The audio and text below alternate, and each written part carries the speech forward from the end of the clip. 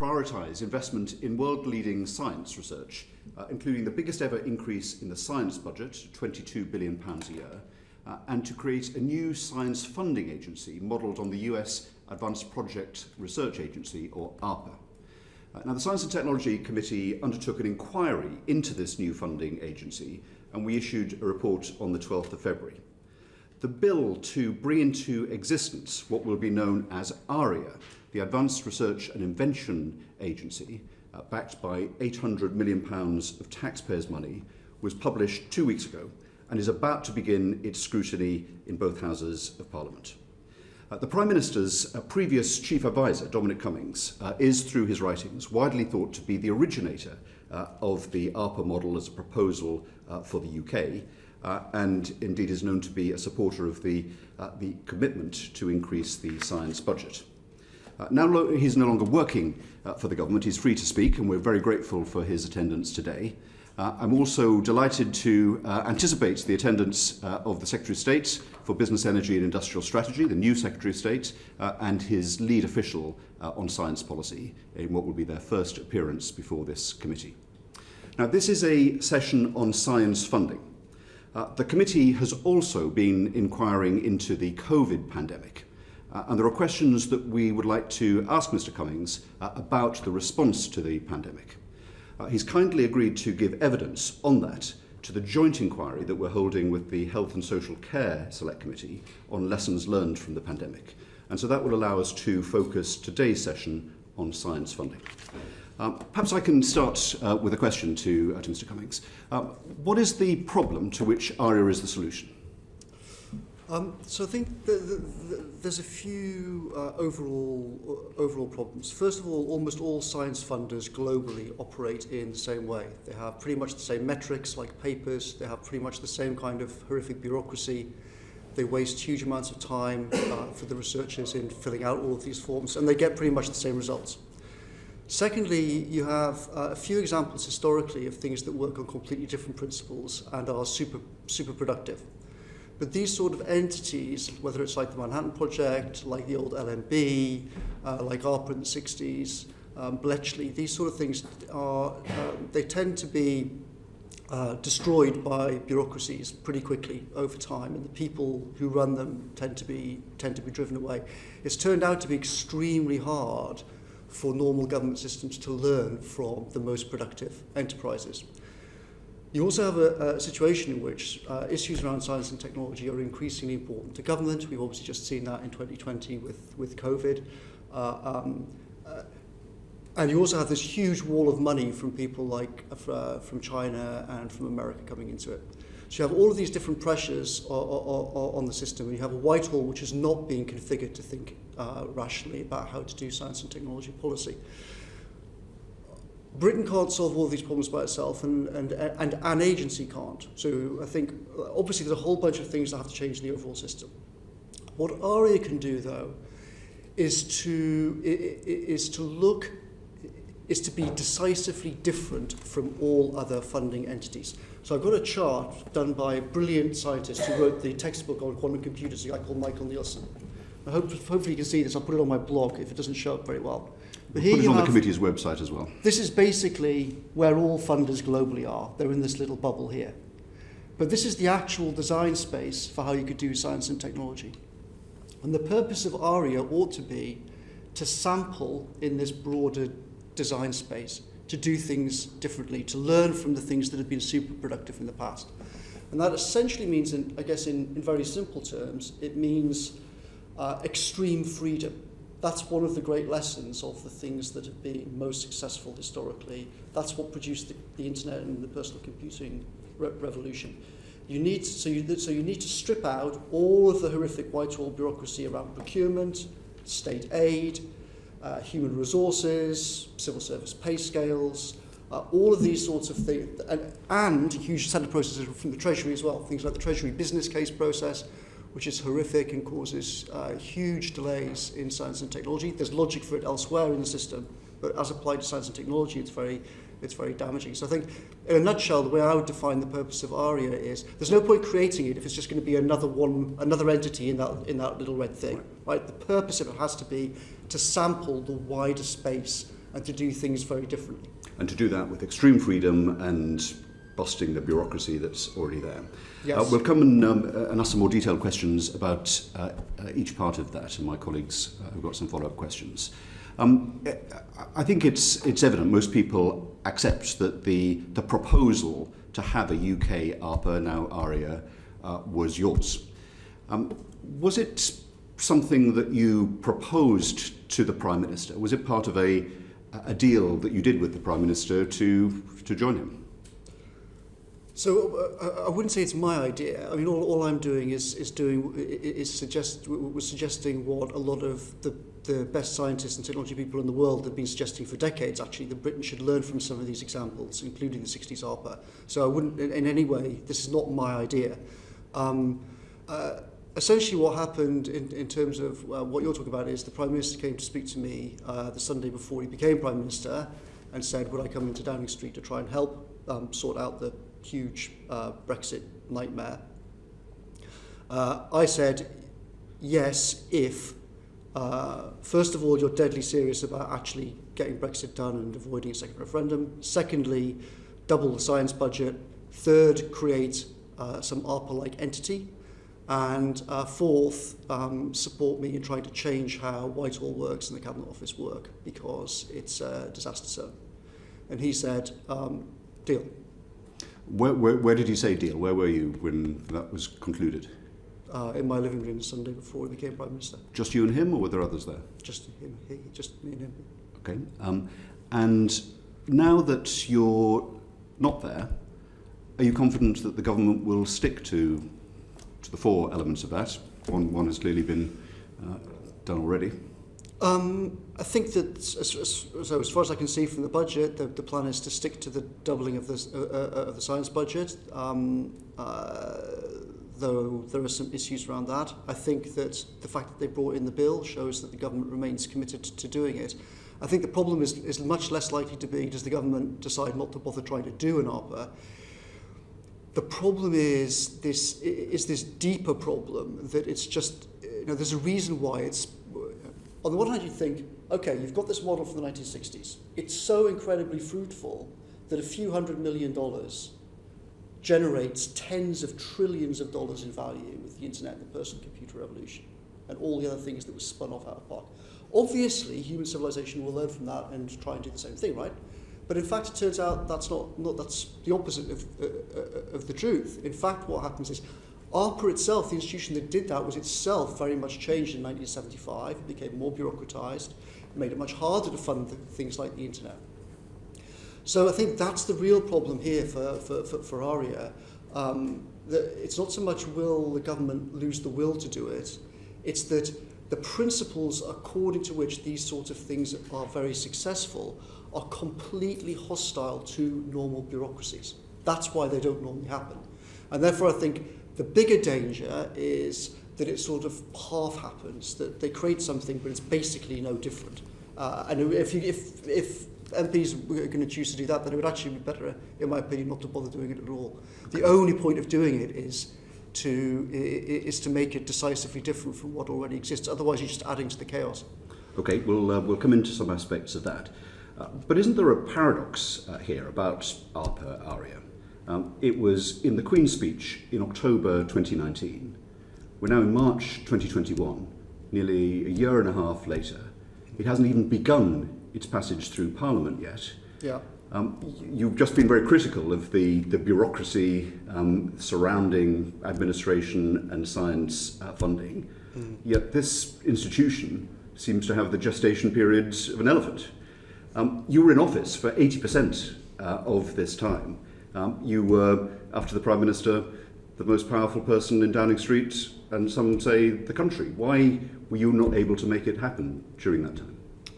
So we made some progress in the second half of 2019 on it, but we were inevitably, fundamentally, like everyone else in politics, we were swamped by the Brexit problem.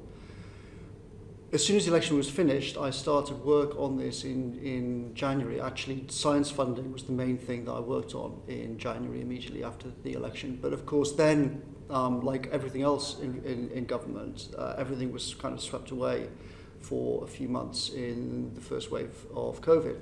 But I think the fact, so you're obviously right to point to the delays, but I think that show, so having had many dozens and dozens of meetings on this, it's connected to this to the problem I mentioned in the previous sentence. Doing something like this is so contrary to how the normal system works that it's very hard in Whitehall to push through something like this. You have, after over a year of discussing it, we suddenly had the Treasury come back in September, October time last year and say, hang on, we don't want to have primary legislation at all. My God, if we do this and we start enshrining in legislation that some entities don't have to follow all of our bureaucracy, my God, where will it end? Everyone will suddenly want to have this wonderful freedom. Maybe we can do this without having any bill. But it was in the Queen's speech in October 2019. Why were you debating whether legislation would be needed when it was included in the Queen's speech 18 months earlier? Because the Treasury suddenly came back and said, we've come up with our own different legal advice after a year of everyone in Whitehall debating it, and we actually think that we don't need a bill after all, and this is a completely different way of doing it. So I think the whole episode shows just how hard it is for Whitehall to deal with the concept of creating something with low friction and removing things like the Treasury business case. Final one from me on this before I turn to colleagues. In our report, we said that £800 million for a new science funding institution is obviously very welcome, as long as that is not taken from raiding very important existing science budgets and projects. Was part of your deal with the Prime Minister that this should be additional, or did you anticipate that this would come out of other research programs, including medical research that has served us so well during this pandemic? No, it was always very, very explicit and clear throughout my time in government that this would be additional money. We made those commitments to the Royal Society, to all the different funding councils, to everybody else.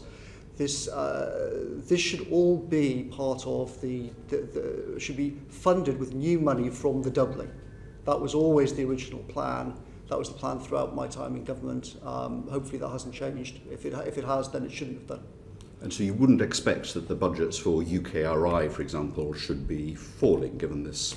Certainly not. And when I left, the UKRI budget was penciled in the spending review to get very generous increases over coming years, as it should do.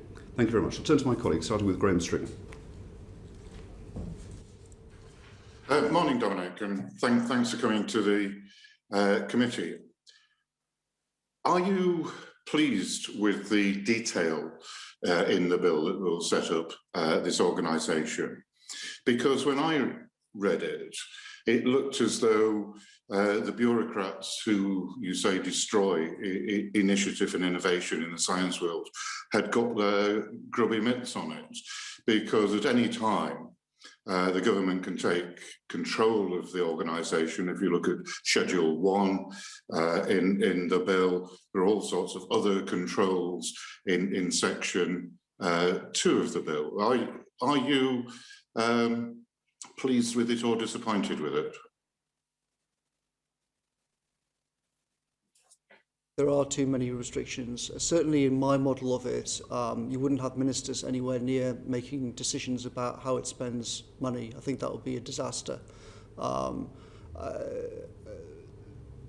In my model, it would be extremely simple. You would find a director. You'd have probably maximum 4 trustees, so that they are actually real trustees and they have real control, not one of these normal government things with like 20 people on a board, so that no one's actually exercising serious responsibility for it.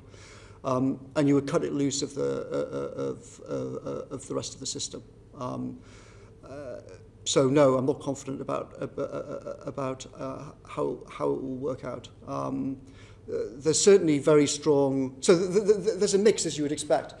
On the one hand, there's a lot of people who know the history of things like ARPA and Bell Labs and the old LMB and whatnot, who know the value of this kind of model and say, obviously, Britain should do this. And there are a lot of brilliant officials who think it's a wonderful idea and they've worked extremely hard to do it. But it's also crucial to remember that the basic principle of extreme freedom is completely hostile, is completely the opposite of how all normal science funding works and how all normal Whitehall works. So I think UMPs have to be extremely vigilant. In particular, I think vigilant about. Look, I think there's a tendency to think of the science funding system like there's people running the system, but that's not the reality. The reality is the system runs the people. There's huge veto points everywhere, so everyone can block things, everyone can stop good things happening, but almost nobody can actually get anything done. And this chain of bureaucracy runs all the way down from the people at the bottom of the hierarchy in things like EPSRC making decisions about pure maths, through the hierarchy of the EPSRC, through UKRI, through BEIS, and then up to the Treasury. So you have these chains of business cases and emails running up and down this hierarchy for month after month after month, driving everybody completely insane. But if you say, well, let's just completely get rid of that, it makes no sense. Then some parts of the system say brilliant, and other parts of the system say, oh my God, we can't possibly do that. Great. It seems to me that as the draft bill is at the moment, there is less freedom for scientific innovation and new ideas than you would get in a university department, and there is more control. There is no overall mission statement.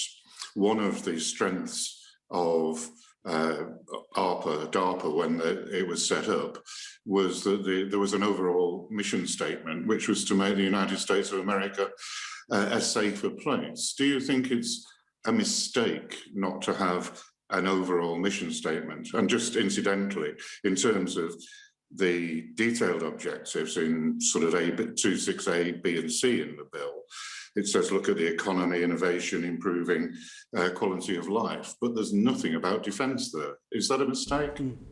So I think, as you say, if you look at the original mission statement for the old ARPA in 1958, it was to prevent strategic surprise in science and technology. Not the exact words, but something like to prevent strategic surprise in science and technology for the United States.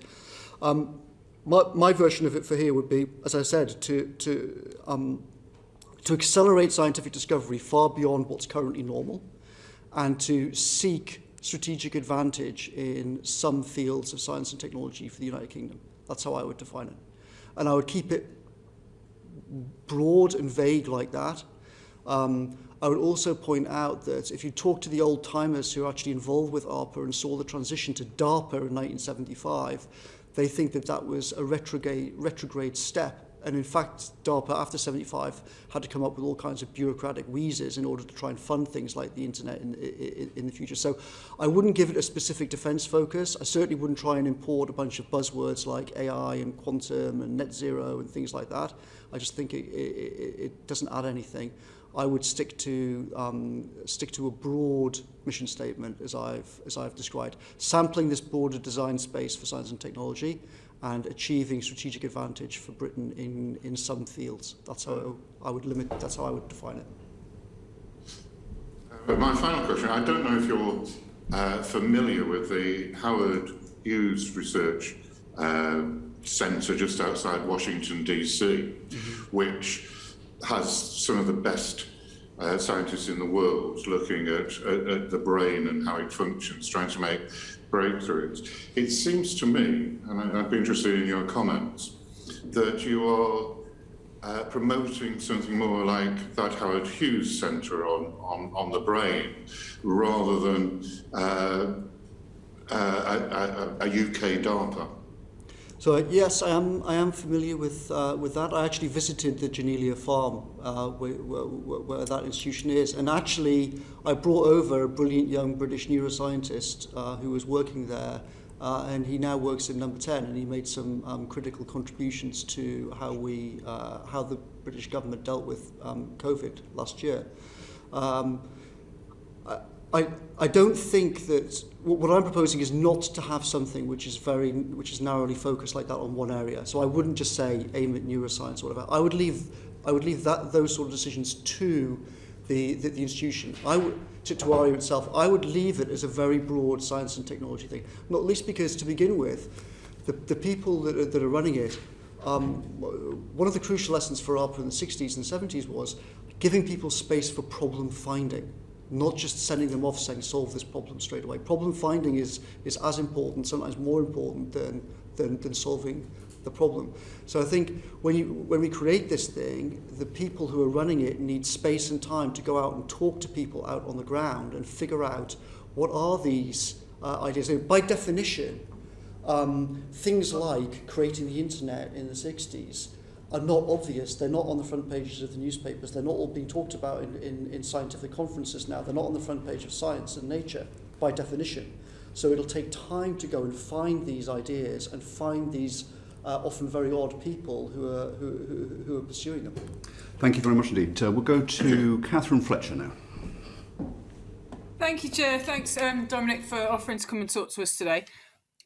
What you're describing is almost like a Skunkworks model, if I put it in my language, which is a bunch of incredibly bright people kind of working in the same space and feeding off each other. What do you actually want them to do? You keep saying go and sample, but are we sampling in highly theoretical aspects like, I don't know, aligning quantum mechanics and special relativity? Are you sampling in achieving long-term goals like carbon attenuation, or are you just boiling the ocean with 800 million quid and hoping for the best? So I think it does definitely have some similarities with the famous Skunkworks in terms of the kind of the culture of the organisation, looking for very extreme talent and having a very extreme antipathy for bureaucracy are obviously two of the key elements of Skunkworks. But I think it's not.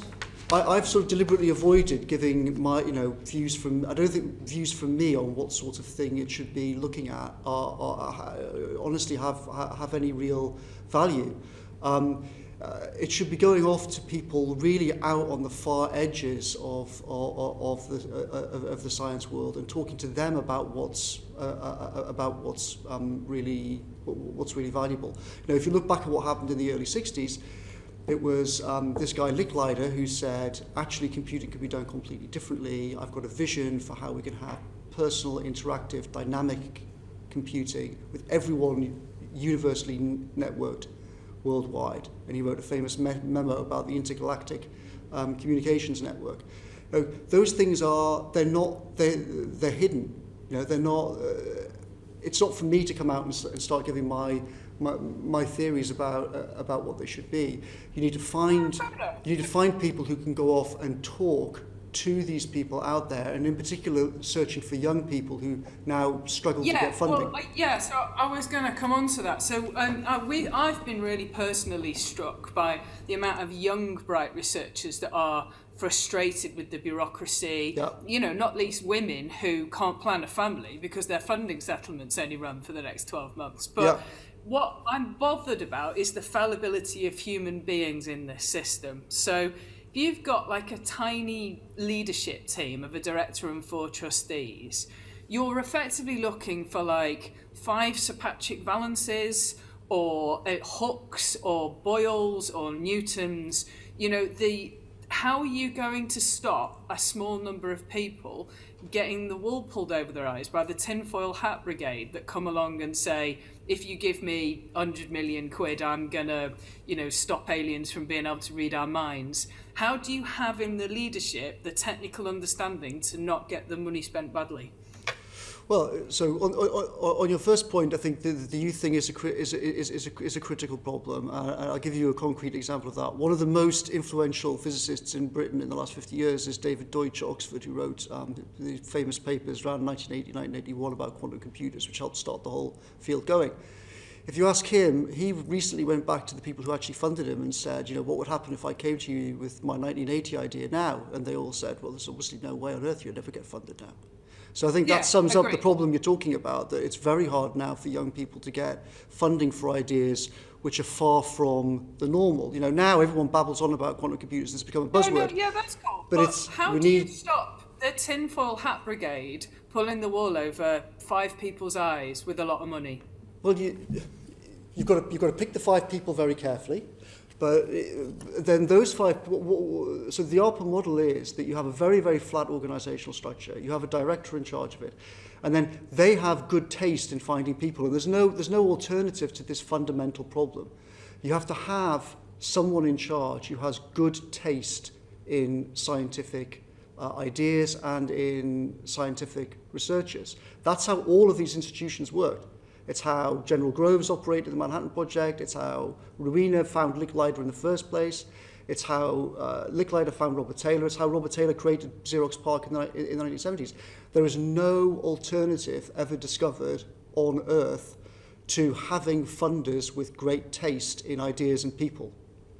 I gently point out that all the people that you've just mentioned are blokes, and taste is one of those subjective human things that we need to be careful and worry about when concentrating great power in a small number of hands. But let me shift on to some of the evidence that we've heard from people previously. It was all about culture and leadership and creating brains sparking off each other in interdisciplinary areas, rather than giving an individual maverick the funding to go and produce that.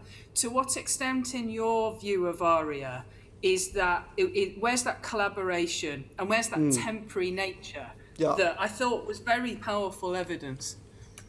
So I think this is a very important point. Academia and universities now, one of the things that they're terrible at, and one of the things that the current system is terrible at, is funding teams to do certain things. The system now is extremely focused on individual researchers writing papers. It's terrible at funding teams where the output is not a paper, it's software or it's a tool or something like that. So, for example, one example which everyone in this committee will be familiar with is DeepMind. Demis Hassabis had to go to California and talk to people like Peter Thiel to get cash to get DeepMind going, because the British funding system just does not think naturally in that way. And that's exactly one of the things I think that Aria should be able to do. It should be able to say, okay, here is a Licklider type person. They've got a vision of how they can build this thing over the next 10 years. They need 50 million quid a year for, say, 10 years. Right, there you go, knock yourselves out.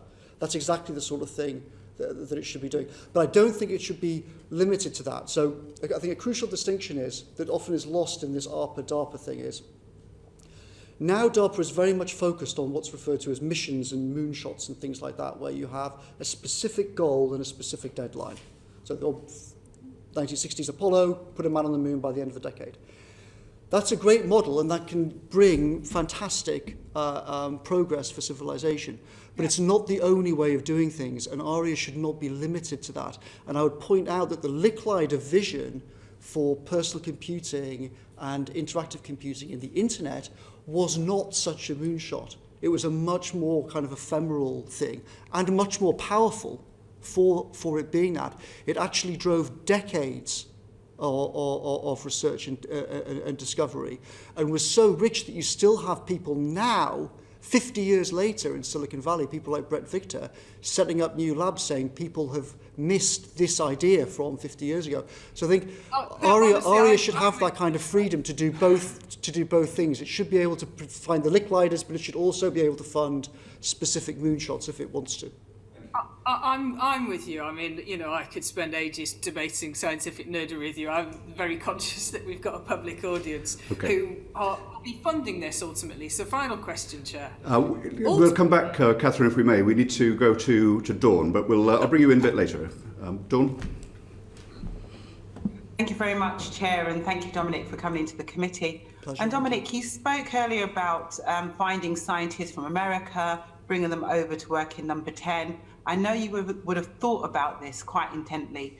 Who do you think should be in charge of, and who do you think should lead Aria, and why? So I think that the sort of person, I'll give you three people just as the sort of people who I would think of. There's a guy called Michael Nielsen.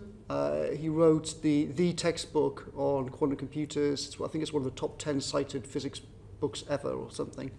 But he's also spent the last 10 years really thinking, living in San Francisco, really thinking about how science itself works. He wrote a brilliant book called Reinventing Discovery.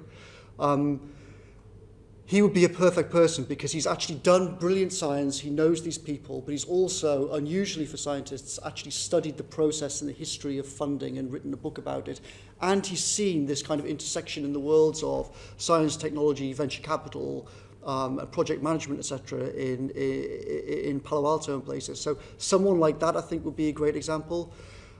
Steve Su, the physicist, who's also worked in genomics and other things, and also from the startup world. Again, he's got a mix of different backgrounds. In Britain, there's a brilliant mathematician who won the Fields Medal called Tim Gowers. Tim, I think, has exactly the right kind of mindset and character, and would be a wonderful person to have either running this or to be chairman of it if it wouldn't run it. There's a brilliant physicist called Chiara, who's one of David Deutsch's students. She's a classic example of a young female scientist who's struggling for funding now, but has brilliant ideas. Those are the sort of people that need to be involved in this kind of entity, I would say. Thank you, Tom.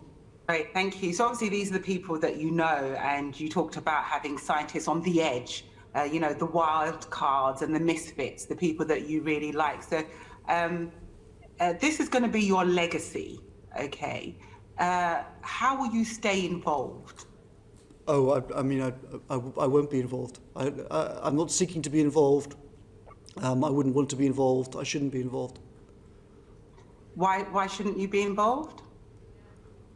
Well, the only way in which I could add any value to it would be if you picked the wrong people in the first place. I mean, if you pick the right people, then what could I possibly contribute to it? Great. So if you were offered a position, you wouldn't take it? No, I know that there are some rumours around about that sort of thing, and rumours that Number 10 has asked me to do it or whatever. But I don't know if they are thinking about that. But if it was suggested, I would certainly say no. Thank you. Do you consider eugenics to be a science, and do you think it needs more research? I don't really know what you mean by eugenics. There's obviously a huge amount of work now going on in genomics, in understanding how the genome works, and there's a huge amount of work happening in genetic engineering and in technologies like CRISPR, which have both huge promise and also huge potential disasters. I certainly think that one of Britain's great scientific advantages is our leadership in this field, in genomics, genetic engineering, things like that. That advantage has proved extremely valuable in COVID, because I think we've been one of, if not possibly even the leading scientific country in sequencing different variants of COVID. So I strongly think that fundamental science research should be funded here. Thank you. Why isn't Aria a division of UKRI? Did you not see that in your kind of brainchild idea when you was putting it all together, that it will be, even if it's a sub-arm, remote arm of UKRI? No, I think it definitely should not be part of UKRI, and Ottoline Laser, the director of UKRI, agrees with me. UKRI is a young organisation. It's done some excellent things, but it also suffers from this very extreme bureaucracy problem. I had to spend a lot of time last spring, for example, dealing with blockages in the funding system to therapeutics that were necessary for dealing with COVID, and there were lots of blockages in the system. Then it's one of the many reasons why we chose to do the vaccine program the way that we did. So I think if you're going to put it inside UKRI, then don't do it at all. It would be my advice. As I said before, the only justification for doing this is if you do it outside of the existing system and outside of the existing processes. If you're going to just put it inside UKRI, then all you're doing is adding to the bureaucracy, and everyone will be far better off just to give UKRI the money and not bother creating it. And I just stress that Ottoline, having been there, agrees with this. Okay, thank you. And my last question. So you said in January this was your main thing that you worked on, the science, Aria. Is that the reason why you were given the £45,000 pay rise? No. So the media reports about me getting a pay rise after COVID are wrong. It is true that I interfered with the pay system regarding my own pay, but that was in summer 2019. When I arrived, I was put on the normal pay band for my position of 140-something thousand. I said that I didn't want that, and I only wanted to be paid what I was paid at vote leave. I figured that I should be paid the same for trying to sort out the Brexit mess as I've been paid for doing vote leave. So I asked for a pay cut, which is what happened in summer 2019. For some reason, this has appeared in the media as if I got a pay rise after COVID, but that didn't happen. When we were all rehired in the day after the election, then I moved back onto the normal pay grade for my position. Oh, that's interesting. Thank you you for clearing that up. Thank you very much, Dominic. Aaron Bell. Thank you, Chair. Thank you, Dominic, for coming in today. I must say I agree with what you were saying with Graham earlier about the risk about bureaucracies. It strikes me a lot of the examples you gave about how this has worked well in the past, the Manhattan Project, DARPA itself, they stem from an existential sense of crisis, whether the Second World War or the Cold War. A couple of years ago, the government looked at the grand challenges of AI and data, ageing society, clean growth, future of mobility. Those are all challenges, but I don't think they ever felt a sense of existential crisis. And we've just been through an existential crisis, which has seen huge innovations, particularly with mRNA vaccines. Yeah. Without a crisis, will Aria really work? That is a very good question. I mean, you're right, historically, these things do tend to be created, and particularly only to be given extreme freedom when you do face some kind of existential crisis. I hope that the disaster of last year, in a rational world, it ought to make the case for Aria just completely open and closed. Remember, in February, March, April last year, there was no entity in the British state, 0 entities, including the Prime Minister himself, who could make rapid decisions on science funding minus horrific EU procurement, state aid, etc. laws. No entity in the British state that could operate at scale and at pace. And that was obviously disastrous. And it seems to me that one of the most obvious lessons of last year is that A, we should go to extreme lengths to try and de-bureaucratise the normal system. But secondly, you have to accept that there's always going to be, certain sets of rules for certain sorts of things. You need to have an emergency process where an entity of the state can actually move at speed and scale to do all sorts of things, buying, a procurement and whatnot. But I think it also makes the case for creating an institution like Aria. I think the other thing, I mean, an obvious thing, so I've deliberately tried to not get into sort of my own ideas for what sort of things it would fund, but it seems to me obvious that one of the things that should be funded now is a combination of mass distributed testing at home, mass distributed genetic sequencing, mRNA vaccines, and the supply chains to scale them up. If you look at a guy who's recently ran the US biosecurity program, so he's responsible for trying to deal with, is North Korea trying to develop smallpox and stuff like that. Sure. He said recently, there's actually a roadmap. If you talk to the top scientists in the world, people like George Church, there's a roadmap for how, over the next 5-10 years, you could actually build this infrastructure to deal with pandemics so that we don't have the kind of disaster that we saw last year. That's the sort of thing that I think should be the impetus for creating an entity like this. Does that not make a case for potentially making the Department of Health or the NHS itself the client for Aria in the same way that the Department of Defence was for DARPA? No, I don't think so. I think that there is certainly a case for the Department for Health. I think all government departments both have to take science and technology far more seriously than they have done so far, and have better funding for it in their normal provision. And they should also all have a small little pot of maybe 5% of the budget that goes to funding people who are thinking very long term and are on the edge. So I think that there's an argument for lots of for Department for Health, for example, having an entity that could do that. Obviously, last year, we saw the Department for Health had just absolute total disaster in terms of buying, how it buys, how it procures, how it deals with science and technology. It's why we had to take the vaccine process out of the Department for Health. Yeah. But I don't think that means. I don't think that leads you to the conclusion that you make the Department for Health the client for Aria. I think Aria should be broadly defined. It should be able to look at challenges and problems across the whole domain of science and technology. So you've made clear the leadership is vital to Aria. If we get the wrong leadership, is your expectation that it will just end up becoming another arm of what we've got at the moment? And you've said that's undesirable, and you might as well not do it at all. Yes, I think that the strongest argument really against this whole concept is. It was interesting when I was talking to some of the old timers who are actually part of the original thing, so who were funded by Licklider and Robert Taylor themselves.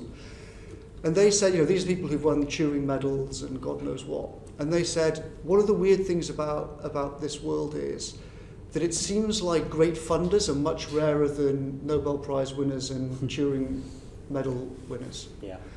And it certainly does seem that people like General Groves and George Muller, who did the Apollo program, and Bob Taylor, are very, very odd people.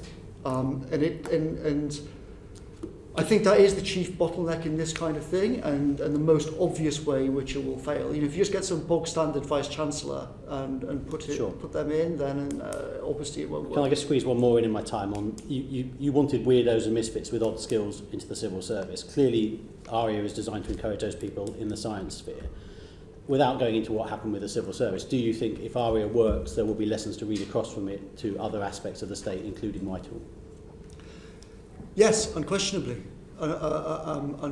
Unquestionably, I think 2020 was a proof that if you don't have people who with scientific and technical backgrounds who understand how to think rationally and quantitatively about extreme uncertainty, then you can very easily have disastrous decisions. Bringing people who do have those skills into that decision-making process helps you avoid disasters. And I'm sure that if you create Aria in the right way, then it will have a very, very positive effect for British science in general. And it's interesting how much support there is for it globally, right? Lots of these people have read the old books. They know what happened in Los Alamos with General Groves. Yeah. They know what happened with a lot of them with Licklider in the 60s. Everyone can see the personal computer internet revolution staring them in the face. And scientists themselves know how horrific the current system is, and particularly how terrible it is for young people. I would just keep stressing that. It's terrible for young people. Mm-hmm. And the strongest supporters that I've found of this are not necessarily the very high status people who already control powerful labs and have huge amounts of money. For lots of them, the system works fine as it is. But that's not good for British science. It's not good for the world. What we really need, if you had Newton or Darwin or Turing turning up now with their ideas aged 20, 21, everyone in the current system would say, well, are you mad? Of course we're not funding you. Thank you. So we've got to have a system that's open to people like that. We want to come on to some broader questions of science funding, and that's a useful introduction to that. But I want to take a quick question from Carol, who'll have a question later on as well, and I said I'd come back to Catherine. Carol. Thanks very much, Chair. And maybe just point out that Newton and Einstein's ideas were sneered at whenever they first presented them. However, Dominic, you've talked this morning about the extreme freedom.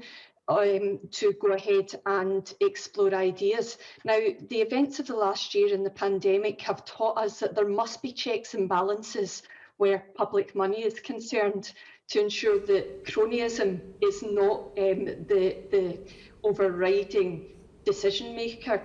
So how do we avoid extreme freedom leading to extreme cronyism when we're looking at funding? I slightly missed the very beginning of that, but I think your question is, does extreme freedom mean extreme cronyism? Is that right? Yes, in simple terms. How do we avoid, if we're talking about spending public money, how do we ensure that the extreme freedom doesn't mean it's been spent without checks and balances, and that it is going to those and such as those who have the connections? So I think that looks at the problems the wrong way around. So we've got a procurement system that was created by the EU framework and then gold-plated by Whitehall. I and others said repeatedly before 2020, this system is an expensive disaster zone, and when it hits a crisis, it will completely fall over. So that system hit a crisis and it completely fell over. But this is a system which is, the justification for it supposedly was, well, we've got all of these processes, and that means that everyone, yes, it might be a bit slow, but we can be sure that, it's all very proper and whatnot. Learning the lesson from, okay, we've got an extremely bureaucratic system that can't cope with a crisis, let's make it more bureaucratic and have more process, I think is the exact opposite lesson that I would learn. If you go back and look at the history, say, of Manhattan Project, one of the interesting things was that when Congress looked at all of the accounts for it afterwards, after the war, not only was everyone completely gobsmacked by how productive and what an amazing achievement it was, but they were also completely gobsmacked by the fact that General Groves basically ran around the country handing out something like 2% of US GDP, often with only a handshake, and with absolutely no lawyers involved, no processes at all.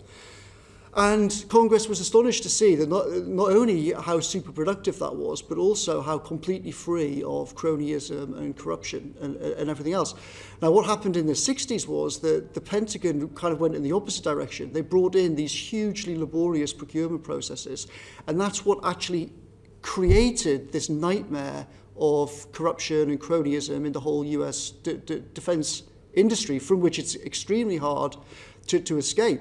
So again, if you look at the people who actually did these kind of... Can I interrupt you slightly? What, sorry? Can I bring you in a bit? When you're talking about the Manhattan Project, you're talking about a project that had a specific target. You're not talking about a body with a specific target, so it's quite a different entity that we're discussing today. Well, just briefly on that, and then I'll bring Carol in a bit later. So with respect, I don't think that's quite... So you're right, Manhattan Project did have a specific target of creating a nuclear device before Hitler. But exactly the same argument that I'm making applies to Licklider and ARPA in the early 60s. That did not have a specific, it was not a mission, it was not an Apollo type mission. It was a one-sentence vision statement from Licklider about interactive personal computing and networking everybody globally.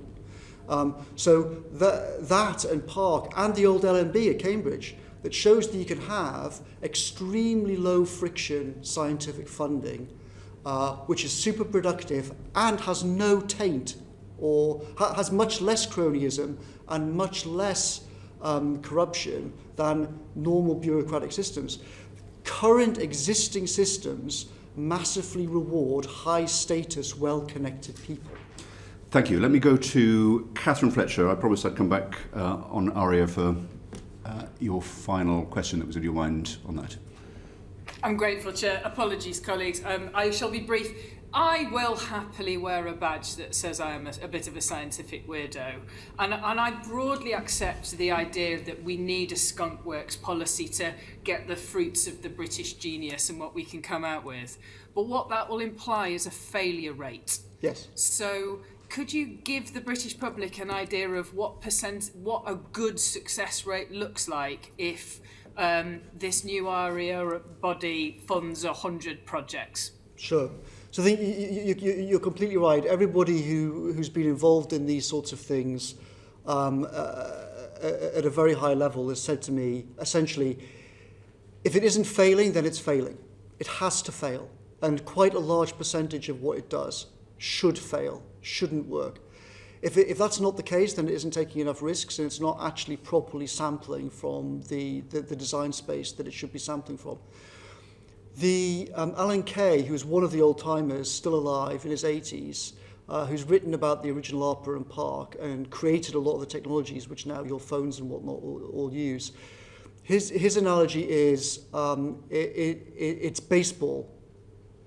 If you're batting 300, then that's fantastic. And that's the sort of approach. Unfortunately, the British public is probably not as familiar with baseball as it should be. So just give us an out of 100. We can do cricket. Well, if you applied that to 100 projects and you took the Alan Kay thing, then you'd say maybe a third of them are working out brilliantly and 2/3 of them aren't. But I think probably it's more extreme than that, right? If you look at venture capital now, which is actually an easier business than the business of what Licklider was doing or what General Groves was doing with Oppenheimer, almost all of their returns come from a tiny number of successes. Even the very best venture capital companies, half of what they do totally fails. A lot of what they do largely fails. And almost all their returns come from a tiny number of successes. And I think that's the sort of approach which Aria needs to take. That's the whole point of having an institution like this. The crucial thing there is you learn from what's failing. Is the institution set up so you learn? What you're almost saying is a success metric is the percentage of failures. Certainly, it's one of them. Yes, that's what the people who've actually been part of a successful thing like this say to me. Thank you very much, Catherine. We're going to move on to science funding more generally, but just on the ambitions that you've set out and that you have for Aria. Is £800 million, which is a lot of money in the scheme of things, but is that adequate to the scale of ambition and purpose that you have in mind for this organisation? I think it's not, but I think to begin with it's fine because this thing will take time to scale up. It's a down payment, rather than the final segment. Yeah, I mean, if you look at the US DARPA, it's $3 billion a year. I think that if you're thinking about this over a kind of 10-year period, the way I would look at it is you kind of scale it up with a few $100 million. You watch what happens. And you have in the back of your mind the idea that it could get to the 3 to 5 billion a year type size in the future, but with one big caveat: it enormously depends whether or not you're going to use this organisation to try to do some specific missions, right? So, for example, if you took the example I gave earlier on, how do you stop something like COVID happening again? And you say, right, there is a set of challenges on a 5 to 10 year time scale around testing, sequencing, mRNA, vaccines, etc. You could easily sink. I think the current budget that some people are talking about in the States for that sort of thing is, say, 20 billion quid over 10 years. So it enormously depends whether or not you're going to give it some things like that. Are you, for example, going to ask it to look at some specific things around net zero, direct air carbon capture, things like that? Exactly. If you're saying, right, here's a pot of money, your job is to find people like Licklider, people like Darwin, people like Turing in their early 20s with ideas that could change civilization completely, then you don't need a huge multi-billion-pound budget for that. Quite the opposite. And I just stressed, the original funding that created the internet and personal computing was only a few $100 million over 15 years. Right? And that's created tens of trillions in value. So you don't need huge inputs in order to get the freedom is much more, for Aria to succeed, the freedom is much more important than the amount of money. Spending large amounts of money the same as we're doing now, you'll just get the same things. In terms of the critique you've given of the UK funding system with all of its bureaucracy and frustrations, is it a reasonable charge that you haven't been ambitious enough? You've concentrated on this ARPA, which is going to be a tiny proportion of the total, rather than using your time in office to get to grips with the main problem, which is the we hope, £22 billion of funding that you've just described goes through a system that is totally unfit for purpose. Yep. So in 2020, I did spend a lot of time on this idea, but I spent far more time on the general problem. I think you're right. It obviously doesn't make sense just for us all to spend our time on creating one new agency, and then even if we get it right, the rest of the system is stuck in all the terrible ways it's currently stuck. So I completely agree with you. The good news is that I think that Ottilie Laser is both a brilliant scientist and really understands a lot of the bureaucratic problems. I think that there's a lot of brilliant officials in BEIS who understand what the problems are and were very supportive of me and others in Number 10 in trying to fix that. There is a lot of thinking about how this could be done. If I were you, I would definitely encourage this committee to say that Ottilie and Kwasi should be reporting regularly on the debureaucratisation of the overall system. The single biggest problem I think you'll have there is some senior people in the Treasury. So there's a brilliant chief scientific advisor in the Treasury called Phil Duffy, who's a great supporter of fighting the bureaucracy, but there's also powerful figures in the Treasury, civil service, who are not at all fans of this. And I think that's where probably your main problem will come. Okay. What about in Number 10? This was, you said, doubling the science budget was part of the deal that you did with the Prime Minister when you came in. Yeah. You're no longer there. Is there enough support for this in Number 10 to help Ottilie Laser and Phil Duffy in the Treasury pursue the debureaucratisation you described? I don't know is the answer to that. I mean, I hope that as the country emerges from the current lockdown and as there should be an urgent, very, very hard look by this building into what went wrong and why in 2020. One of the most obvious lessons of that is this problem. It's the incredible value potentially in getting science and technology stuff right. The disaster that can come if you don't get it right. But also, I would encourage people to think about, it's not coincidental that the vaccine program worked the way that it did. It's not coincidental that to do that, we had to take it out of the Department of Health. We had to have it authorised very directly by the Prime Minister and say, strip away all the normal nonsense that we can see is holding back funding in the therapeutics. You say we took it out of the Department of Health. Who was we? Well, in the sense that Number 10 took it out of the Department of Health back in. So in spring 2020, you had a situation where Department for Health was just a smoking ruin in terms of procurement and PPE and all of that. You had serious problems with the funding bureaucracy for therapeutics on COVID. So that was the kind of context for it. Patrick Vallance then came to Number 10 and said, this shouldn't be run out of the Department for Health, we should create a separate task force.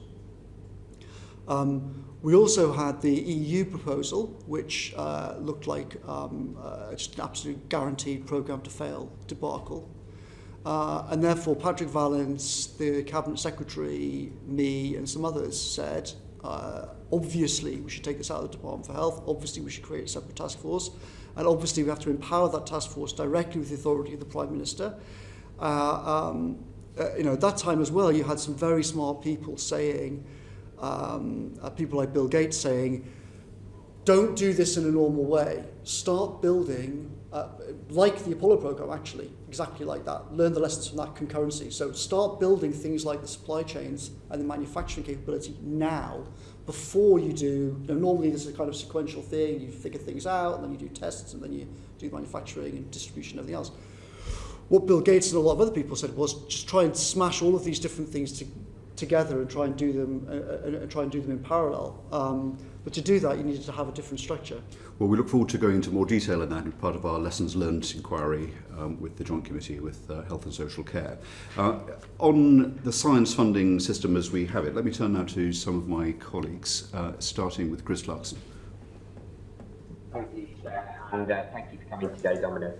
So obviously you've already sort of focused on the fact that, you know, that there's a serious problem with bureaucratisation, and I love the word bureaucratisation. But how effectively do you think the R&D system that currently exists, including UKRI, is working in the UK? And what's actually working and what isn't working? Because we've already talked about this sort of very sort of vertical structure and having a much flatter structure for Aria. What sort of key takeaways are there from what's already there about what doesn't work? So you slightly sort of cut in and cut out there, I'm afraid. So I couldn't hear brilliantly what you said. I think what you're saying is kind of what's wrong with the current system around kind of university funding and UKRI and stuff like that. So essentially you have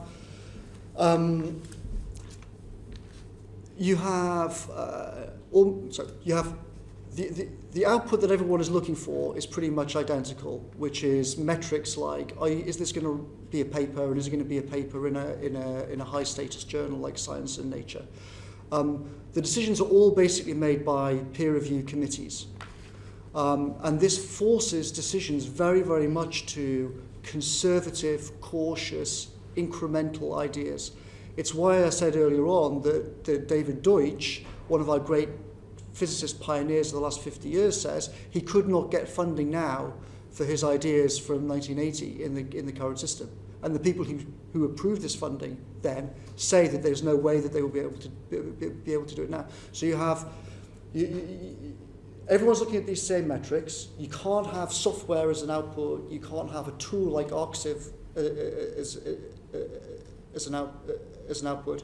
You have the same kind of peer review committees looking at everything, and all of the different entities that you go to basically operate in exactly the same way. There's no one that you can go to and say, look, what I'm doing doesn't fit into a standard metric. I'll give you an extreme example that I actually spent time trying to solve, right? So an extreme example of the kind of problem that you have where it just doesn't make any sense is that in pure maths, when I arrived in summer 2019, you're applying for pure maths, you had to fill out a thing called an impact assessment. Now, for anybody involved with pure maths, you'd know that this is just completely and utterly nonsensical. Like asking Turing to fill out an impact assessment in 1936 on his paper, it's just completely impossible. But in fact, the impact is, you create digital computers and you have Enigma and it's involved with beating the Nazis and everything else. But these sort of things are completely unpredictable in advance. It doesn't make sense to try and get these people to write these ludicrous forms. Now, it took me literally 18 months just to change that. And twice we were all told that it had been changed, and twice it somehow crept back into the system. Even after it's somehow deleted from the system, it then creeps back into the system. So dotted all the way through are these kind of completely crazy things that it's extremely difficult for the system itself to try and fix. And that pushes everything towards incremental improvements, extreme conservatism, give money to a lot of high-status men who already control powerful organizations. Don't give it to young people with new ideas. That I think is the heart of of much of the current problems. Chris? So would it be fair to say the issue is that there's far too much process and not enough emphasis on outcome? Exactly. Everyone is emailing each other about these absurd processes for literally month after month after month after month after month. And no one has the authority to say stop. So, just taking that to its logical extreme, would you say that basically we need a complete restart of the R&D process, an entirely new model, or is it a case that Aria will sit alongside what's already there and possibly drive best practice? I wouldn't say that you've got to just sort of completely tear up the existing system and start again. But what you do have to do is you have to have, if you're going to change this, you have to have senior people tasked with the authority to say, we are going to wage war on process. Because if you don't do that, then it just doesn't happen. And I spent a vast amount of my time last year.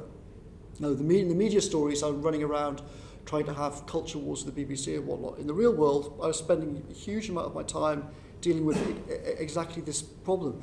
But it's really important to understand that almost nobody, everyone has vetoes over everyone else in the system. almost nobody has the power to say, just stop doing this insanity. So last year, for example, when the Treasury tried to have this business case process for how pure maths should be funded, the whole system spent literally 8 months sending emails to each other, driving everybody insane. And then finally, I got the Treasury officials and some other people in a room and said, what on earth is everyone doing? And the Treasury was sheepish and said, yeah, well, we've made a terrible mistake on this, we should drop it, we're embarrassed. It goes. But it takes months and months and months of meetings and whatnot to do that. And that's even when you're sitting in the Prime Minister's office saying the Prime Minister wants this to happen. It's still incredibly hard, actually, in a practical way, to remove bureaucracy from the system. So you'll only get it if people like Ottoline and Kwasi are tasked with that by the Prime Minister and by the Chancellor, and then the Chancellor says to senior Treasury officials, no, we are actually deadly serious about this. We're not having a repeat of 2020. In all sorts of ways, the system is going to change. Thank you, Chris. Quickly off the back of that, obviously it's going to be a much smaller structure, which fine by me. But what safeguards do you envisage being built into that? Because at the moment, obviously, with layer and layer of bureaucracy, when these emails are pinging back and forth, somebody goes, that's a ridiculous idea, we're not doing that. If you've got somebody who has good taste in science, are they going to be the sole determinants of what goes ahead and what doesn't? Or is there going to be some sort of buffer built in there to say, actually, no, that is a good idea, or no, that's absolutely crackers? So again, I slightly struggled on Zoom to hear what you're saying, but I think the answer to what you're saying is that a critical part of this. So if you go back to how Licklider got his funding in ARPA and how Bob Taylor got the funding to do the internet, both of them involved basically wandering into the director's office, having a chat, and the director saying, that sounds like a cracking idea, go and do it. That's the famous conversation with Robert Taylor in 67 or whatever it was on the ARPANET. The critical thing, if you're going to do things differently, is that individuals have to be able to place bets, not committees. Okay. As soon as you have committees and a pursuit of consensus, then automatically it's basically impossible to fund these sort of things. Thank you very much, Chris. Is one way to deal with the bureaucracy, rather than it going through national organisations, to direct the money straight to universities for them to exercise at their discretion? It can be, and it's definitely been a strength of ARPA and DARPA that they don't have a kind of empire building themselves. They don't build their own labs, and I would strongly recommend that Aria itself does not build its own labs. It funds other people to avoid the empire building problem. However, it's also the case that in all my laborious investigations last year on this subject around the cabinet table, that universities themselves are also an absolutely massive source of bureaucracy. And one of the things that, in my opinion, that should happen is that the government should be very aggressive with universities and say, we've got a lot of money to hand out, we're going to double the science budget, you've got to do your part. You've got to remove all the following nonsense from your maths department, from your physics department, from your engineering departments, if you want our cash. And create some really strong incentives on the universities, because at the moment the universities themselves add another layer to all of this process horror. Okay, thank you. I'm going to go to Carol Monaghan, but just in terms of the deal, doubling the science budget was part of the deal. Yeah. At the same time, the negotiation with the EU is going on, including our potential participation in the Horizon programme. Was it intended that the subscription to Horizon would be deducted from the science budget that was previously paid for as part of our EU subscription? So it was over the 18 months from July 19 onwards, there was incredibly complicated discussions about the whole Horizon thing. My basic view of it was that if you can do that, I suggested, and David Frost tried to do this, going to the EU and saying, listen, let's just take all the science stuff off the table, separate from the main negotiations. We can all agree that this would be better for European civilization and the world if we can do a separate deal on science. Brussels wouldn't do that. They insisted on keeping science as part of the whole overall thing. So it got enmeshed in the whole process with Barnier. My essential view was that we had a moral obligation, and the Prime Minister committed to this, that Brexit would not take away a single penny of any existing funding. Right. That was my very strong view. It might be in the manifesto. I certainly tried to write it into the Conservative Party manifesto. I can't remember now. Maybe I'm going mad, I've forgotten. But I hope it's in the manifesto. But that was your clear understanding of what the deal was? Without any question. Okay. I mean, the Prime Minister definitely said a few times that we should, whatever happens in terms of the EU negotiations, British science will not lose a penny. It doesn't come out we'll of find the money to make that work, and that's obviously what should happen. Okay. Same question on ODA funding. I don't know whether you were in number 10 when the discussions about having a temporary cut to ODA funding were taking place. Yeah. Some of that, quite a lot of that, funds science research. Was it intended that that should reduce the science budget? Certainly not intended by me, no.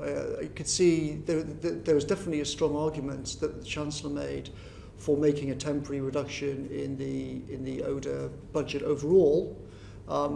My view was that because of how budgets are done, there's a natural tendency in Whitehall to try and double count things, to try and say, oh, well, if you put £1 in that pot, then it counts for ODA, and it counts for science, and it counts for this, and it counts for that. My view very strongly was that whatever we did, whether it's Horizon or ODA, shouldn't be subject to kind of to Whitehall accounting gimmicks. Okay, thank you.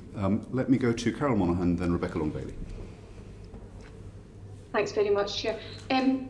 Dominic, I'm struggling to understand. You've given particular examples of difficulties with the existing funding system, and I'm struggling to understand why you consider the best way of tackling difficulties with how science is currently funded is by setting up a whole new different agency. Now, we're talking about really a small amount for this agency. 800 million is a small amount of the overall science budget.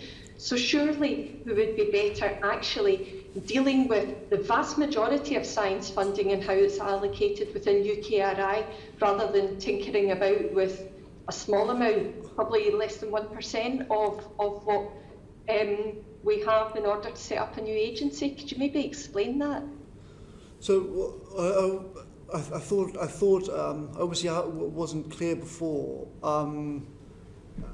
I don't think at all that all of the focus should go on creating a new agency. I don't think it's either or. I think that there ought to be. I made huge efforts. I made more efforts last year to try and deal with the overall system than I did with trying to create a new agency. But it's not either or. I think we certainly have to make huge efforts to improve the basic system. The problems that we had last year dealing with COVID make the case extremely eloquently for why the overall general system must change. But you also can have a small niche entity which is free of all the existing rules and regulations as well. I don't think it's an either or. I think there is more than enough money to be able to do both. And again, I would stress what I already said. It doesn't need huge amounts of cash. The computing research in ARPA in the 60s and 70s was a few $100 million in today's money. So it doesn't need a huge amount of money. It's the freedom for people to act in a low friction way, which is really the critical thing. Carol? So you were very keen that science funding was increased significantly. What were the key threats that you considered were required this additional spend of money? Well, I mean, if you go back and look at lots of things that I've been writing over the last 10 years, there's lots of things that I wrote about how there's tremendous opportunities to invest in science and technology to change the world for the better, but also we need to make this a core focus of the British state, because if we don't, it's incredibly dangerous. I mean, back in summer, I think June or something, 2019, only a month before I went into number 10, I wrote a long thing about science policy, about decision making, about expertise, about how the cabinet room would collapse in a serious crisis because of how it's set up, etc., etc. And if you don't take science and technology seriously, you don't have the kind of skills needed in the apex of power in the state, then it can be extremely dangerous. And you've got these dangers multiplying all the time. You've got dangers on pandemics, you've got dangers on engineered pandemics, you've got problems of the last 70 years. We still today have nuclear weapons on launch on warning, which is a massive, massive nightmare. So all of these, both in the positive sense of the value you can create and in the kind of defensive sense of the disasters you can avoid, I've been arguing for 10 years that science and technology should be seen as a core part of what the Prime Minister's job is. And in fact, the very last meeting I ever had, the last discussion I had with the Prime Minister the day that I left Downing Street was actually on this subject. Was about how to change the bureaucratic structures inside Number 10 in the Cabinet Office so that you make science and technology a core part, not just of the current Prime Minister's job, but all future Prime Ministers' jobs. And again, I think that, obviously I've been saying this for 10 years, I think that last year just makes it obvious. Thank you. I don't think any of us on this committee would disagree with the importance of science and technology. The government has a target of 2.4% of GDP. Is this realistic? I don't know if I don't know. I also don't think it's enough either. I think that as a country we should be aiming both for. So for me, the doubling was only was a first step. So I think doubling the science budget is a critical thing and a good thing. Improving how the general system works is, alongside it, is necessary so that money is not just wasted. In brackets, I'd point out, I think NIH doubled its budget in the States over the last 10, 20 years, but they didn't change how the money was spent, and therefore doubling it basically has had no impact. So changing it, changing how the money is spent is just as more important than increasing the budget.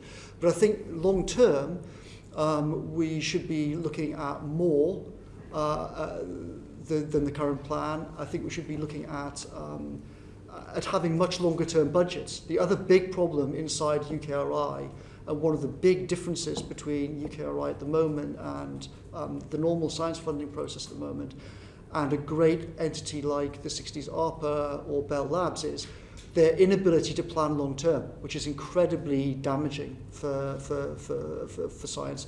So I think 2.4%, they should be aiming at that. The government should be doing its part of that. The government should be spending proportionately at least as much as the countries around the world that are doing the most on this. So places like Korea, China, etc. Instead of languishing at the bottom of the G7 or G20 lists, we should be aspiring to be at the top of those lists. But I stress, how the money is spent is even more important than just increasing the amount of money. Thank you very much indeed. We'll now go to Rebecca Long-Bailey, but just to pick up on the point that you made to Carol about your last conversation with the Prime Minister was about moving the administration of science into the Cabinet Office. Presumably from Bayes, is that right? Yes.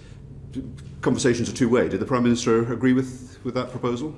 Yes, there was a note that I wrote with Patrick Vallance, which I actually gave to the PM in my very last conversation with him and said, you should approve this. And he gave it back to the Private Secretary and said, approved. And so hopefully that is actually what's happening. The Cabinet Secretary, Patrick Vallance, me, Ottoline, various people had a lot of discussions last year, obviously partly in a kind of learning lessons from COVID way, about how the centre of government thinks about science and technology, about this basic problem of how to coordinate across the whole system when you've got warring departments and multiple veto points and multiple bureaucracies kind of locked with each other and no one being able to break log jams. And that's why Patrick Vallance and I and the Cabinet Secretary said the current system is obviously no good and it should change very significantly.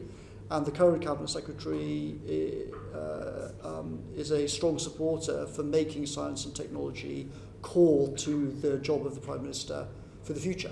So the proposal is to bring it into the heart of government under number 10, and that's both a response to the learnings of the pandemic, but also to deal with the increased scale of investment in science that is now. Yeah, because it's only with the best will in the world, the junior science minister at Bayes can't look across the whole system and have authority in terms of how Whitehall works. So you can have a theoretical conversation about what's the platonic ideal of how to do this, but that's not the situation that we were in last year. What I was looking at was what's practically sort of just about possible, given how Whitehall currently operates and the whole departmental structure and whatnot.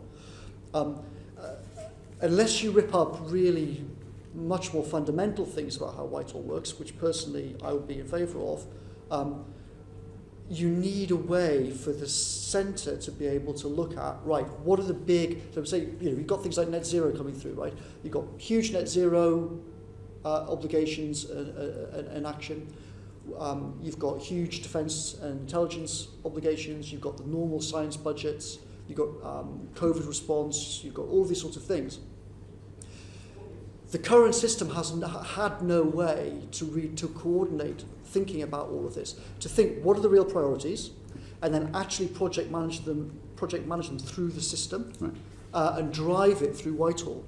That can't be done by junior Bayes ministers. It could only be done if you have in the current system, actually, it's extraordinarily hard even for the Prime Minister's office to get anything done like this, as last year showed. But it certainly has no chance of happening unless it has the authority of the Prime Minister and the Chancellor. Okay, thank you very much indeed. Rebecca Long-Bailey, then Mark Logan. Thanks, Chair, and thanks, Dominic, for coming to speak to us today. I think you've been very diplomatic on government funding so far, and the possibilities emanating from an ARPA-style body could be immense, but the initial £800 million for Aria, which incidentally has been pushed back now till 2024-25, it wasn't a vast amount of money when you compare it to the nearly $3 billion the US spends on DARPA, as you've mentioned earlier. But on the budget itself this year, there was no additional funding announced for Aria in there, and further announcements on science funding were also scarce. Indeed, the Treasury hasn't made any funding available to support the UK's association to Horizon, which will need to be met from existing science budgets. And the ODA allocation to UKRI is reduced significantly, leading to £120 million worth of shortfall. So what did you make of the budget in relation to R&D? Do you think the government's being ambitious enough, or do you feel that they're at risk of watering down your ambitions? Certainly on the ODA and Horizon point, they seem to be doing the opposite of what you'd like to see based on your comments today. So I didn't watch the budget, and I don't really have any idea what was in it. I'll take obviously what you say is fact. If the UKRI budgets have been cut, then that's obviously extremely bad decision. I don't know why that would have happened. In the budgets that I had, in the documents that I had with the numbers penciled in when I left in November, UKRI was getting very generous improvements to its core budgets, not just for this year, but throughout the next, through the whole spending review period and through till 2025. So if that's changed in the last 12 weeks, then that's obviously bad. And if there's dodgy accountancy tricks with ODA and whatnot, then I agree with you, that's also obviously bad. I mean, if 2020 isn't enough of a galvanising shock to say we ought to take science and technology seriously and both fund it properly and embed it in government decision-making intelligently and strip out the bureaucracy that causes so much harm, then I don't know what would be. Rebecca? Thanks, Dominic. Well, you didn't need to watch the budget. You didn't really miss much when it comes to science and R&D. But it's interesting, really, that the government has said that it was committed to making the UK a global science superpower and that its R&D funding plans would help accelerate our ambition to reach 2.4% of GDP as spent on R&D by 2027. However, with the recent budget and the scarcity of increased funding for science, there's a real worry that the 2.4% figure, which I agree with you isn't big enough anyway, it could simply be met really by the collapse in Britain's GDP since the pandemic started, rather than a real terms increase in funding. So my question to you is, do you think that the government's intentions are to rely on meeting its 2.4% target through falling GDP? And what would you like to see the government do going forward in terms of real R&D funding? And you've said that 2.4% isn't enough, I agree. What percentage of GDP should we be spending on R&D? So as I said, I stress I don't know what decisions were made after I left, and I don't know what was in the budget. I know that Rishi himself was always a very strong supporter of R&D spending in arguments between Number 10, the Cabinet Office, the Treasury, in different parts of Whitehall over the 9 months or whatever that he was Chancellor. Rishi always said that the two big things that he wanted to prioritise were science and technology spending and the skills agenda, the Alison Wolf skills agenda, to try and solve that century-long problem. So I think he personally is definitely committed to it. Personally, I wouldn't focus so much at the moment. Obviously, the GDP numbers are bouncing around all over the shop because of last year. I don't think that that's really the target to aim for. I would look at what the absolute numbers are. I think it would be completely crazy to say, okay, well, GDP has taken this huge hit from COVID. Therefore, 2.4% of it is much less. Therefore, we can cut science spending, but still somehow say that we're meeting the target. That would just be completely insane. What we should be doing is looking at real terms budgets and increasing them up to the 22 that was originally envisaged and committed to back in March. Where it should go in the future, I think thousands of people have a much better idea than me about what that should look like. But it's obvious that places like China and Korea are taking science and technology much more seriously than Britain has done over the last 10 years. It's obvious that David Cameron and George Osborne did not take this remotely as seriously as they should have done. They didn't fund it as seriously as they should have done, and we've paid price in all sorts of ways for their, in my opinion, terrible decisions. We should be now you've got a situation where both China is saying we're going to spend huge amounts of vast amounts of money over the next 20 years, particularly in things like AI. The Biden administration is reversing Trump's trajectory and is saying that it's going to spend a huge amount of money as well. So I think there is going to be a lot of pressure on Britain. There'll be pressure on where great talent will go. To some extent, British science benefited from Trump in that people were looking to get out of that system and didn't have confidence in it long term. So some people came over here from the States. Now with what Biden's doing, the opposite sort of gravitational pull could potentially come into effect. So I think Britain can't match, obviously, pound for pound what China's spending and what America's spending. But I go back to my chart earlier on. Almost all of what they're spending is in this red circle. If Britain decides to do things differently, then it could have very dramatic improvements. And this is not a theory. This is not my theory. This is demonstrated historically. We know that if you do it differently, you can capture these great returns. So we should be looking to spend proportionally at least as much money as the countries that are most aggressive about this on the face of the planet.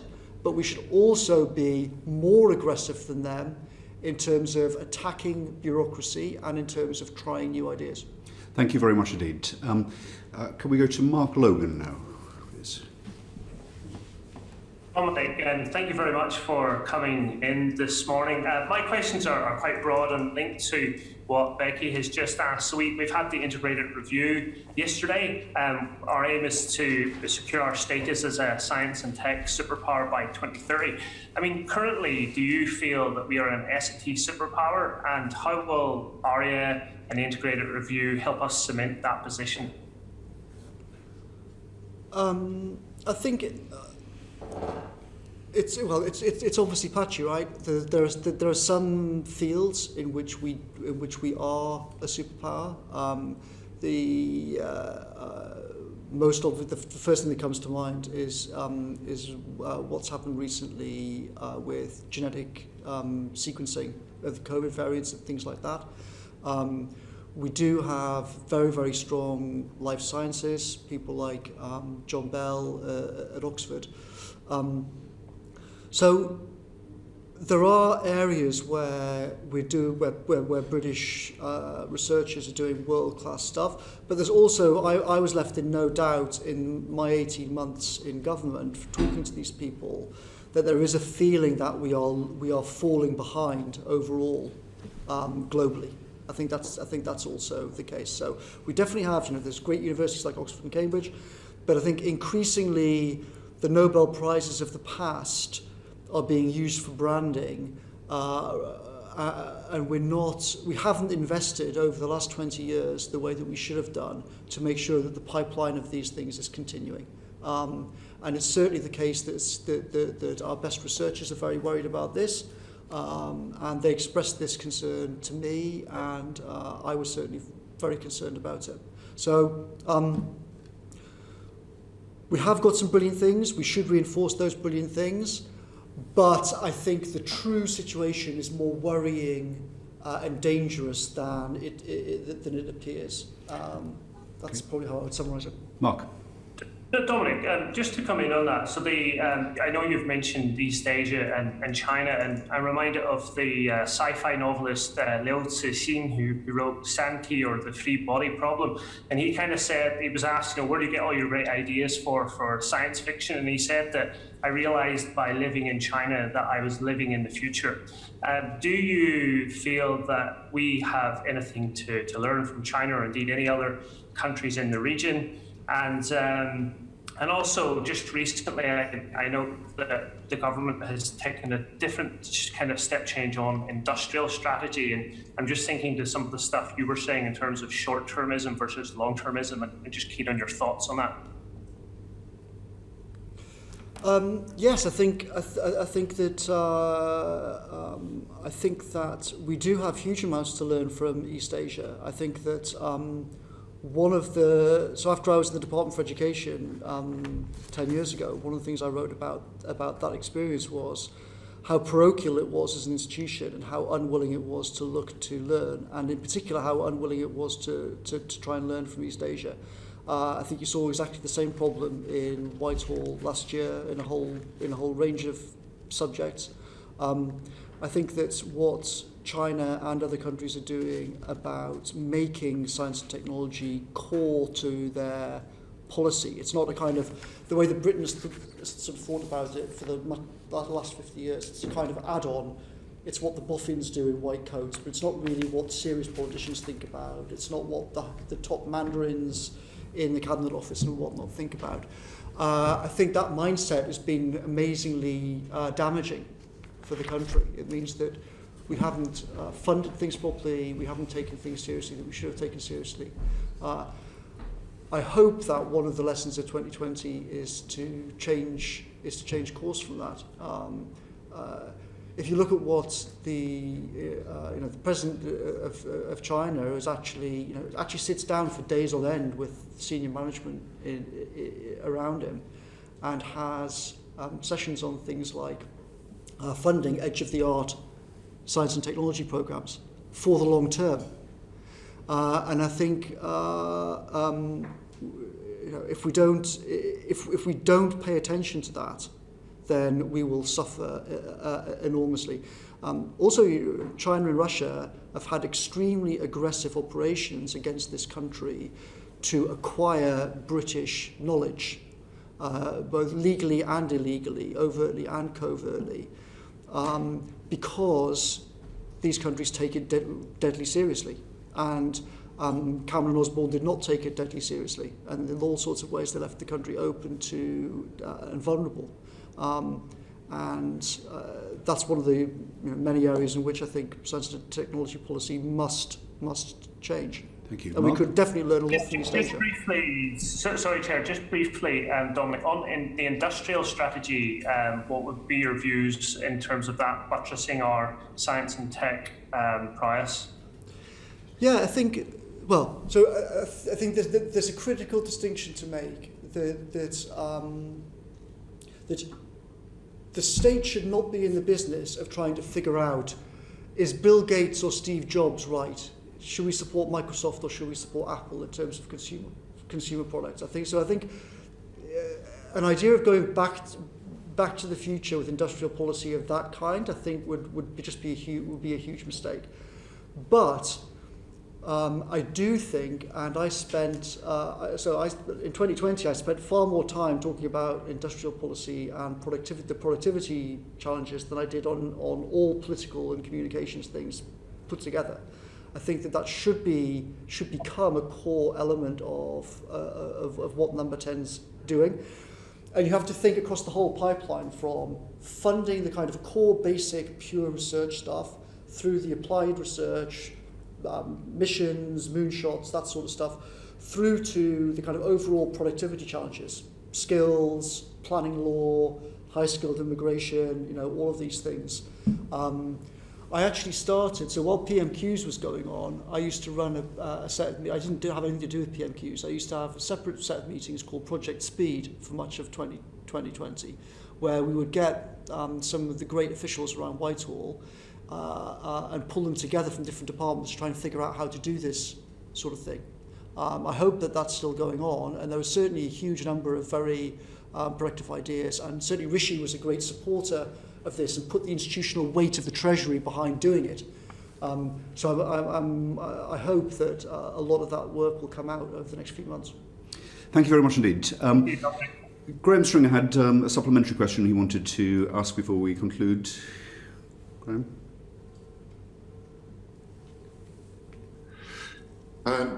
Thanks very much, Dominic. It's been a fascinating hour and a half. I suppose it's a bit of an open goal. About 90% of scientists voted to remain in the EU. One of the reasons they gave was that the EU sponsored cooperation between different scientific institutions and universities within the EU. It was my feeling in debate and talking to scientists that cooperation and hitting that metric became more important than the science in terms of those projects. I wonder if you agree. Yes, I do, unsurprisingly. I mean, obviously in the referendum, one of the things that you and I argued very strongly was that it would be very dangerous to let the EU continue to regulate science and technology in this country, and that we should take back control of regulation over science, technology, procurement. And again, I would argue very strongly that 2020 was a proof that argument was correct. I could understand completely the view of many scientists that they wanted to maintain cooperation across European networks.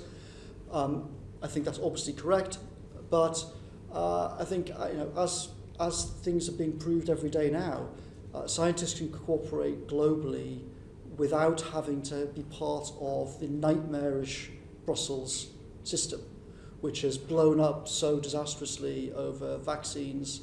Just this week we've seen what happens when you have an anti-science, anti-entrepreneurial, anti-technology culture in Brussels married with its appalling bureaucracy in its insane decisions over warnings on the AstraZeneca vaccine.